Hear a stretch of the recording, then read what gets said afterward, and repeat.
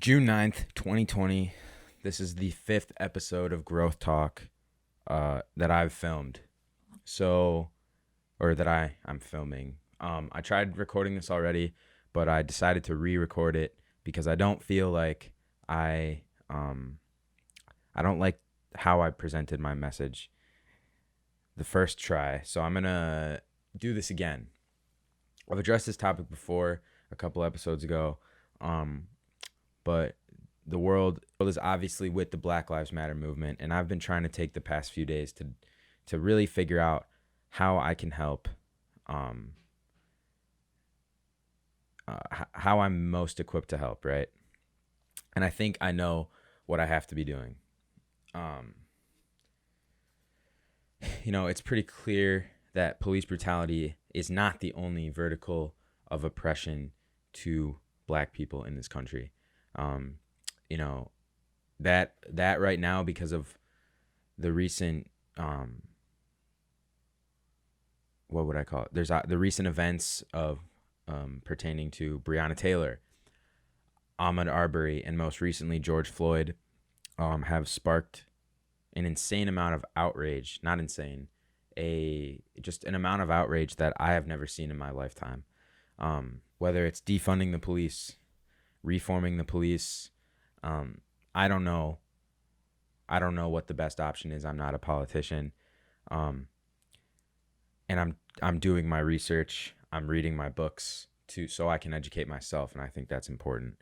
I'm not saying that to pat myself on the back. I'm saying that to tell my white followers who are going to watch this that is what we have to do as white people who hold the power in this country, is to read, is to educate ourselves so we know how to act accordingly to end this systemic oppression that is in the hands of us, whether we like it or not, right?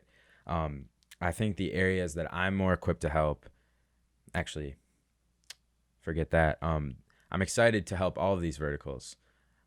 Right. My latest focuses on helping have had to do with police brutality, but it's also brought up an interesting idea for me that I have not only the talents to make these videos, but I also have the means to make these videos, and that can be attributed to a lot of things. But one of the things that can be attributed to my success, that is that I am a white man, and I have the means to tell stories. I have the means to document things at a high level. I have an audience that has shown up to see my documentary work, and I think I know that I have to use that platform that I work hard on, no matter how small it is. I need to use that to help this in some way. Not that it has to be my life mission, not that it has to be my entire brand, but if I'm going to make content in a time like this, I can't ignore this with my content, and I don't want to. So I have a few ways that I want to help, and these are both short-term and long-term goals. I'm excited to tackle all these verticals, and the ones that I'm particularly interested in and feel that I can make the most impact in are, education, hiring discriminations, as I'm an entrepreneur, so I can hire the appropriate way, right? When I start hiring people, I can do that. I can make a difference there, and the other entrepreneurs that I know, I can influence. I can use my influence in my circle of entrepreneurs that I know to encourage that behavior by hiring equally, right? And I also think it's important to invest in Black communities that are underfunded. I think it's important to invest in Black artists and creators, because me, who has the privilege to get the jobs that I do, to get the money that I do, and get the equipment that I do, I should also, if I'm going to invest, I should invest in the people who don't have the privileges that I have, right? So that's something I think is important, and I'm proud and happy to say that confidently, because it's important that, like I said, us as white people need to acknowledge what privileges we have, how it's affected us individually, and how we can use the privilege and the context of how it's helped us to help other people, right?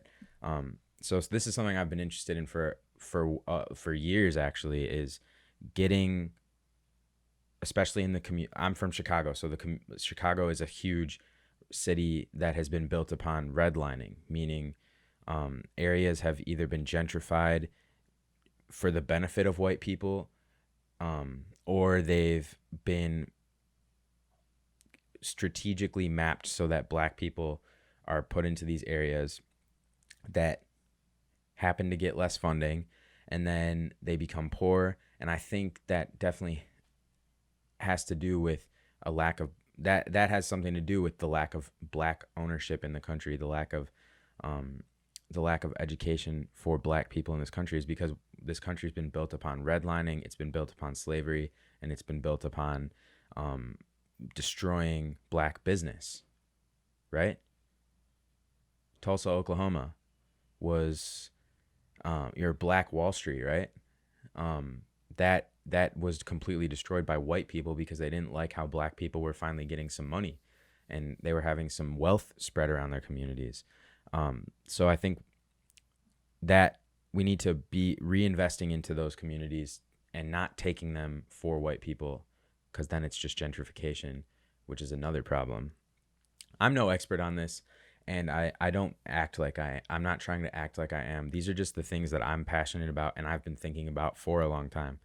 So one thing I want to do long term, and I'm not doing yet, but I would love to, is to start some kind of organization that educates people to make money creatively, and specifically to educate people that wouldn't get the education otherwise because their schools are underfunded, or they live in less financially blessed neighborhoods, I would say.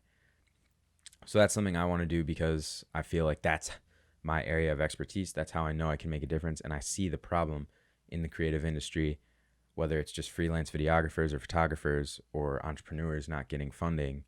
Those are the problems that I think. So what do I think? What am I doing now? And what do I think other people can do now if they are also passionate about helping in this vertical of Black Lives Matter movement? If you know an artist who is black, whether it's a rapper, whether it's a black person trying to start a business, whether it's a YouTuber, I know black people who are doing all three of those things. Invest in them. Say, hey, dude, I understand that I have some privilege. I would like to help. I would like to help you, not as a charity case, but because I understand my privilege, and I know that white people have to repair the damage that their ancestors created, which contributes to this bad society. So I think stuff like that is important. I've done that. I will keep doing that. I hope other people keep doing that, because that is one way you can help. It's not the only way. It's not the way you should help. I'm not saying that either. It's just how I want to help. Now, if there's something wrong with being passionate about how you want to help, helping in a way that you're passionate, then sue me. But that's what I think is important. And if you can find a way that fulfills you and is actually making an impact, I think that's a great thing to do. So yeah, that is my piece. That is what I think is important in I think the world is obviously speaking that this is an important topic, and it should have been addressed earlier, and I wish I addressed it earlier. But just know, over here at Thuzy and the companies that I work with, that it is top of mind that there's a problem that is in our hands to fix. And if you disagree with me, I'm sorry, but Black Lives Matter. Thank you for watching episode 5 of Growth Talk. Like, subscribe, donate, protest, say your piece. If you disagree with anything I said, I'm happy to talk about it. Yeah. Thanks for watching. Peace.